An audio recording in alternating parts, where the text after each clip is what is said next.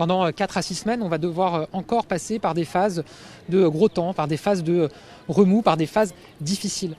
On est parfaitement conscient qu'aujourd'hui, c'est très difficile pour les Français depuis plusieurs mois de tenir dans un cadre très contraint, avec un couvre-feu à 18h, avec maintenant dans certains départements un confinement le week-end. C'est très dur. C'est dur pour le moral. Il y a une lassitude très forte, mais encore une fois, je pense qu'il faut garder à l'esprit qu'on a cette lumière au bout du tunnel avec la vaccination, que chaque jour qu'on passe à vacciner davantage de Français, ce sont autant de personnes qui seront protégées face au risque de faire une forme grave, et que c'est ça qui progressivement va nous permettre de sortir de cette crise. Qu'à la fin du mois de mars, nous pourrions avoir vacciné 9 millions de personnes dans notre pays. C'est donc un progrès très important. Et en disant ça, je sais qu'il y a énormément de Français qui attendent encore pour avoir un rendez-vous, y compris des Français qui font partie des tout premiers publics prioritaires qui datent du mois de janvier, c'est-à-dire les 75 ans et plus.